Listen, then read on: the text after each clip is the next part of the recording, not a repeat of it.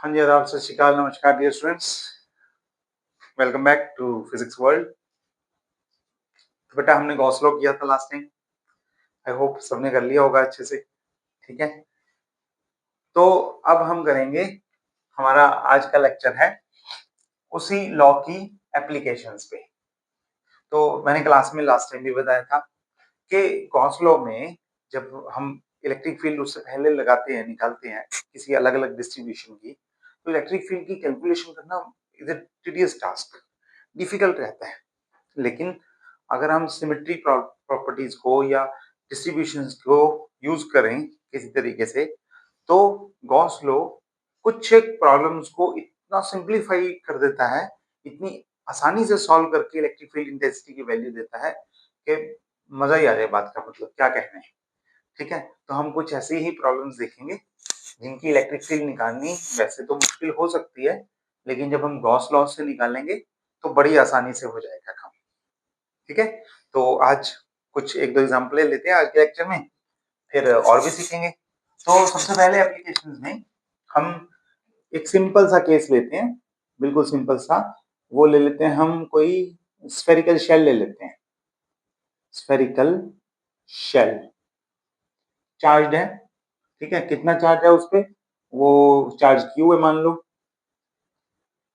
ठीक है, तो किसी स्फीयर का, किसी स्फेरिकल नेचर का कोई शेल है। शेल मतलब अंदर से खोखला है।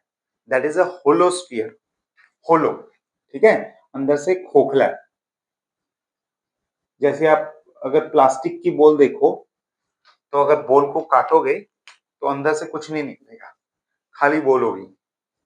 ठीक है, तो वो it's like a spherical shell. लेकिन अगर आप लेदर की बॉल देखो तो उसमें अंदर तक मटेरियल भरा होता है। That is a solid sphere. तो you need to understand the two words, solid sphere and hollow sphere. Solid मतलब अंदर से भरा हुआ, होलो मतलब अंदर से खाली। होलो को हम शेल बोलते हैं और दूसरे को सॉलिड स्फीयर ही बोलेंगे। ठीक है, वो भी साथ ही में करेंगे इसके। तो शेल को देखते हैं पहले। ऐसा शेल है, इसमें चार्ज है। अब अंदर तो जगह मिलेगी नहीं कहीं, तो चार्ज सारा का सारा कहाँ आ जाता है?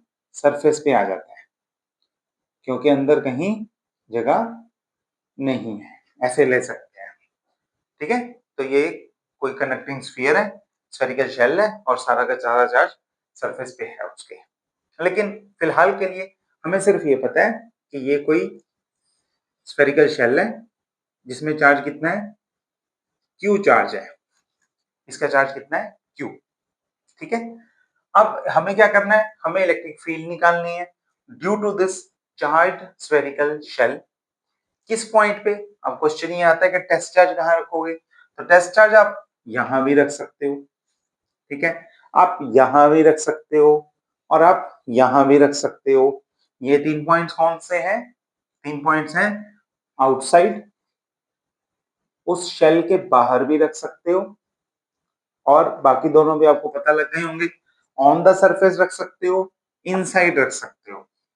ठीक है, तो पहला केस हम लेते हैं सबसे पहले, आउटसाइड वाला। उसको देखते हैं कि कैसे सॉल्व करें। इसको, आउटसाइड वाले को कैसे सॉल्व करें, ये लेना है हमने। ठीक, चलो तो पहला केस देखते हैं।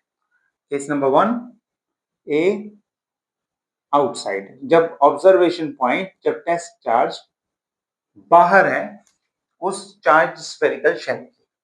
तो अब गॉस लॉ में आपको निकालने का क्या तरीका है?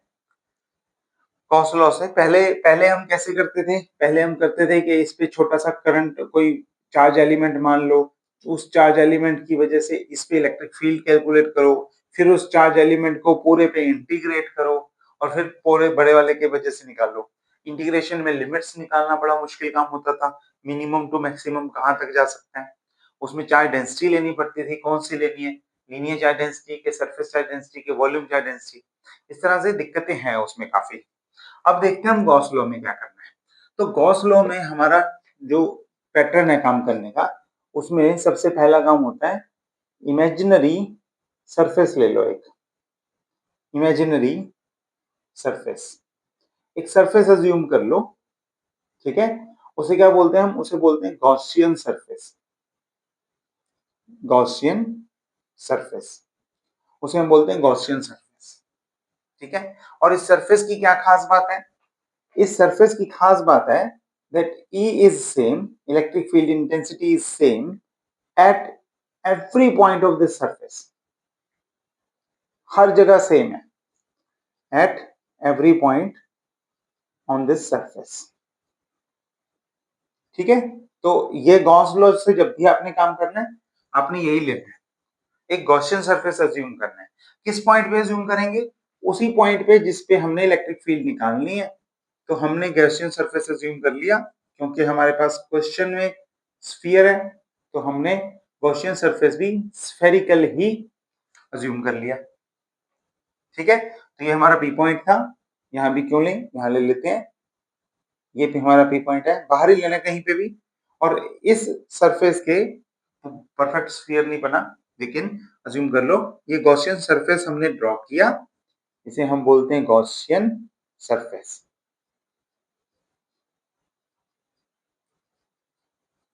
ठीक है, गॉसियन सरफेस हमने ड्रॉ किया और इसके हर पॉइंट पे इलेक्ट्रिक फील्ड कितनी है? सेम है। सेम है, तो इस पॉइंट पे किसी तरह से यहाँ पे डायरेक्शन देखो और वो देखोगे तो इलेक्ट्रिक फील्ड तो आउटसाइड होती है, रेडियली आउटवर्ड ऐसे होगी। और ये जो छोटा सा एलिमेंट अगर हम लें तो एरिया वेक्टर जो होगा वो भी क्या होगा? इसी डायरेक्शन में होगा।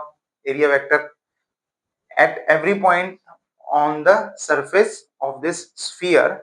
कौन सा sphere? Gaussian sphere, circle main वाला नहीं, गॉसियन सरफेस के हर पॉइंट पे अगर आप छोटा सा एरिया वेक्टर लोगे तो उसकी भी डायरेक्शन बाहर होगी, रेडियली आउटवर्ड होगी, और इलेक्ट्रिक फील्ड की डायरेक्शन भी रेडियली आउटवर्ड होगी ऐसे। ठीक है, यहाँ पे लोगे तो ऐसे, हर पॉइंट पे यही होने वाला है। ओके, अब आप गॉस थ्योरम लगा दो। सेकंड स्टेप क्या हुआ इसमें?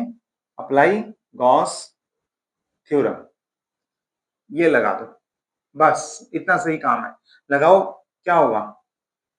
Surface integral of E dot ds is equal to charge enclosed by epsilon naught। ठीक हो गया, सिंपल है, यही पढ़ा है हमने गॉस थ्योरम। अब देखो गॉसियन सरफेस का क्या फायदा है? उसकी डेफिनेशन में है कि हर पॉइंट पे इलेक्ट्रिक फील्ड सेम है, हर पॉइंट पे इलेक्ट्रिक फील्ड सेम है, तो इलेक्ट्रिक फील्ड तो आ गई बाहर। तो ये हो गया, पहले बाहर निकालने से पहले भी क्या करो, यहाँ पे एरिया मान लो कि E और ds के बीच एंगल कितना है? cos 0, और हमने निकालना इंटीग्रल, तो cos 0 इज 1, तो ये तो हो गया EDS। E में बाहर निकाल सकते हैं, क्यों? क्योंकि क्योंकि कांस्टेंट है थ्रू आउट द सरफेस। तो क्या बच गया? Surface integral of this small sphere का सरफेस एरिया, और जब आप पूरा इंटीग्रल करोगे तो पूरे सर्कल का सरफेस एरिया आ जाएगा, राइट? इक्वल टू क्या लिखेंगे? जो इस गॉसियन स्फीयर के अंदर चार्ज है डिवाइडेड बाय एप्सिलॉन नॉट। ठीक है, अब हम ले लेते हैं जो चार्ज स्फेरिकल शेल हमें दिया हुआ है, मान लो उसकी रेडियस है r, यहां तक कैपिटल R, और जो पॉइंट हमने माना है वो कहां है? वो है x, और सेंटर से x डिस्टेंस पे। तो क्योंकि सेंटर से x डिस्टेंस पे पॉइंट है, इसलिए हमने इतनी ही डिस्टेंस को रेडियस मान के, यानी कि x को रेडियस मान के पूरा स्फीयर बनाया था।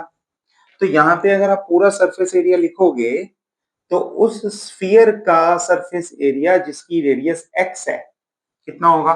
4 पाई एक्स स्क्वायर, 4 पाई एक्स स्क्वायर, तो ये हो गया 4 पाई एक्स स्क्वायर। और सामने चार्ज कितना है? जितना टोटल है उस पे डिवाइडेड बाय एप्सिलॉन नॉट। तो इलेक्ट्रिक फील्ड कितनी आ गई?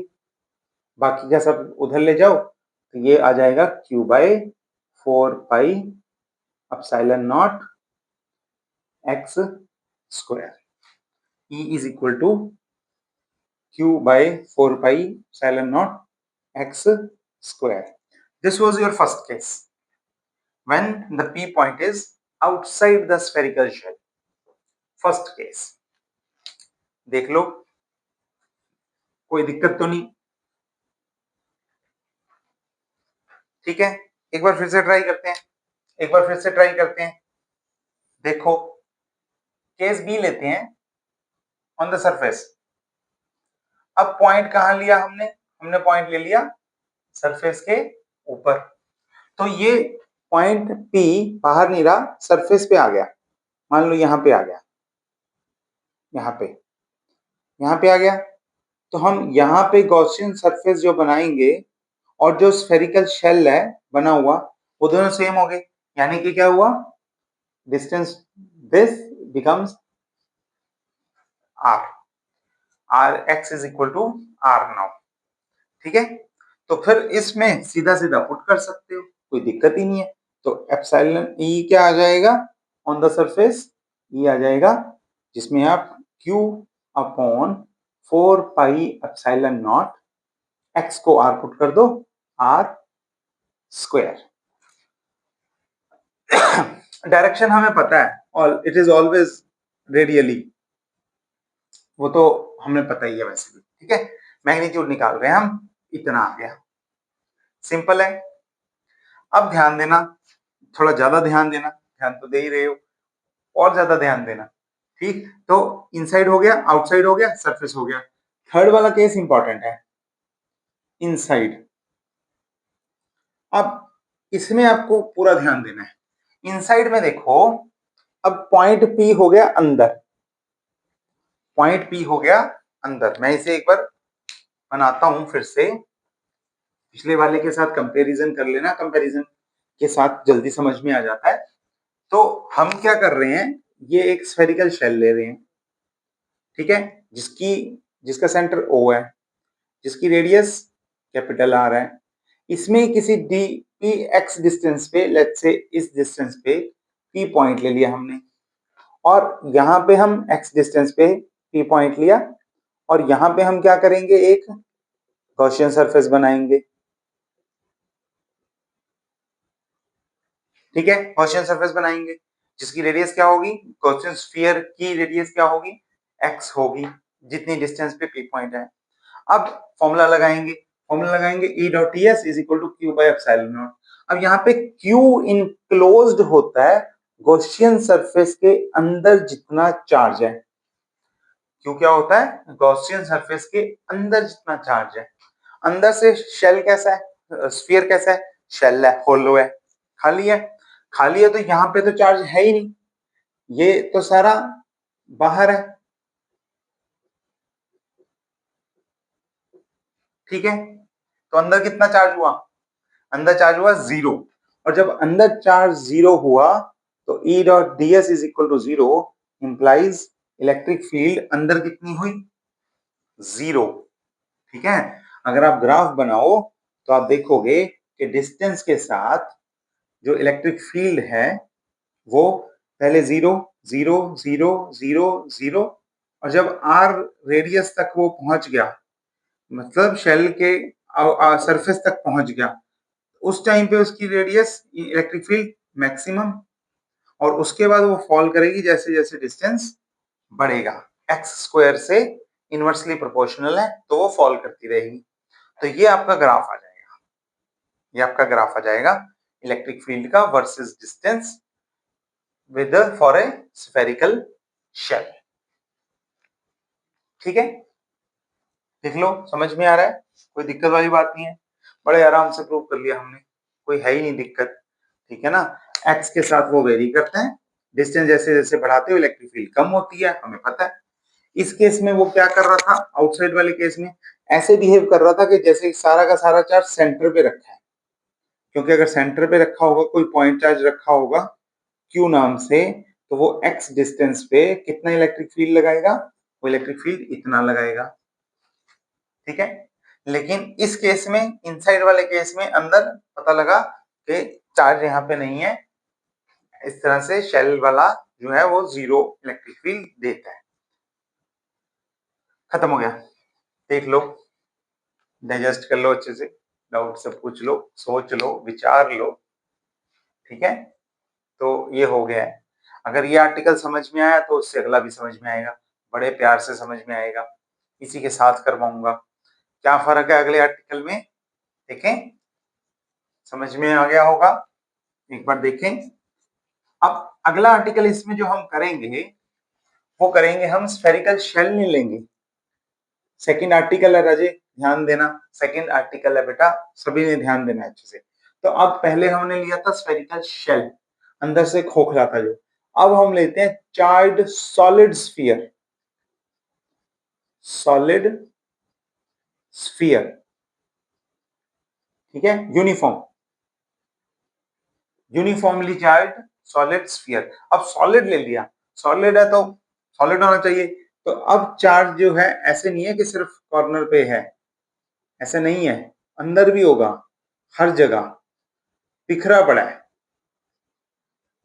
सब जगह, और बिखरा पड़ा है यूनिफॉर्मली, ठीक है, यूनिफॉर्म है, ऐसे नहीं है कि कहीं भी ज्यादा कहीं कम ना, स्फीयर में से कितना भी पोर्शन ले लो सब जगह बराबर है, सब जगह से यूनिफॉर्म डेंसिटी आपको मिलेगी, ठीक है। तो पहला केस फिर से वही बात कि इसमें क्यू चार्ज है, आप पहला पॉइंट लोगे आउटसाइड, आउटसाइड लोगे फिर वो स्फीयर बनाओगे, स्फीयर बनाओगे तो वही रेडियस बनाओगे, गॉसियन सरफेस लोगे, यही वाला फॉर्मूला लगेगा, बाहर वाले सरफेस एरिया का, बाहर वाले पोर्शन का एरिया, ये दोनों पैरेलल होंगे तो cos 0 आएगा, यहाँ पे टोटल सरफेस एरिया 4/x² आएगा, q by epsilon not, q by epsilon not आएगा, और ये वाला रिजल्ट बिल्कुल एज इट इज आ जाएगा, बिल्कुल सेम। सेकंड वाले में, सरफेस वाले में जब x is equal to r हो जाएगा तब भी यही बात है कि बिल्कुल सेम रिजल्ट आ जाएगा, ठीक है। तो इन दोनों में तो कुछ है नहीं दिक्कत, दिक्कत तो आएगी तीसरे में, तीसरे में क्या होगा देखो, अब अंदर से भरा हुआ है ये, ठीक है, और मान लो मैंने यहाँ पे पॉइंट लिया और ये गॉसियन सरफेस हो गया, तो अब गॉसियन सरफेस के अंदर थोड़ा सा चार्ज है, ऐसा नहीं है कि गॉसियन सरफेस के अंदर, गॉसियन सरफेस के अंदर चार्ज ही नहीं आया, ऐसा नहीं है। तो इनसाइड वाला केस जो है वो इंपॉर्टेंट है, वो अलग है, बाकी दोनों केस सेम है, ठीक है। मतलब यहां तक का ग्राफ तो सेम ही आएगा, यहां के बाद का ग्राफ सेम ही आएगा, इससे पीछे वाला ग्राफ बदल जाएगा, ठीक। तो देखो क्या होगा इनसाइड वाले केस में, केस सी, इनसाइड हमें क्या मिलेगा, मान लो टोटल चार्ज है Q और जो गॉसियन सरफेस पे चार्ज है वो है Q डैश, ठीक है, Q डैश। अब पूरा चार्ज हमें मालूम है, हमें थोड़ा सा चार्ज निकालना बीच में से, ठीक है, एक बार फिर से बताऊं, तो पूरा चार्ज कितना है, पूरे स्फेरिकल बॉडी पे, स्फीयर पे Q चार्ज है, और इसके बीच में यहाँ पे इतना गॉसियन सरफेस है क्योंकि हमने x डिस्टेंस पे पॉइंट P लिया है, और इस पे कितना चार्ज है, इस पे मान लेते हैं हम Q डैश चार्ज है, ठीक है। तो अब हम यूनिफॉर्म डेंसिटी वाला कॉन्सेप्ट यूज करेंगे, और डेंसिटी यूनिफॉर्म क्या होती है, यूनिफॉर्म डेंसिटी क्या होती है, क्यू से ले लेंगे, रो से ले लेंगे, चार्ज अपॉन वॉल्यूम, क्योंकि ये स्फीयर है, स्फीयर है तो वॉल्यूम चार्ज डेंसिटी लगेगी, थ्री डायमेंशनल के लिए volume charge density, volume charge density होती है चार्ज अपॉन वॉल्यूम, वॉल्यूम कितना, टोटल वॉल्यूम, टोटल वॉल्यूम कितना 4/3 पाई आर क्यूब, ये है given density given solid sphere की, क्योंकि उसका वॉल्यूम आर क्यूब इस तरह से है, ठीक है। अब अगर हमें छोटे वाले पोर्शन का चार्ज निकालना हो, छोटे वाले पोर्शन का, तो वो होगा क्यू डैश, उसमें हम क्या लेंगे, रो तो रो ही रहेगी, डेंसिटी तो यूनिफॉर्म है, लेकिन वॉल्यूम छोटा हो जाएगा, है ना, रो इंटू वी की जगह रो इंटू वी डैश, छोटा वॉल्यूम, इसका वॉल्यूम कितना है, इसका वॉल्यूम है 4/3 पाई एक्स क्यूब, क्योंकि इसकी रेडियस एक्स है, तो ये हो गया total charge divided by total volume 4/3 pi r cube into small volume 4/3 pi pi x cube,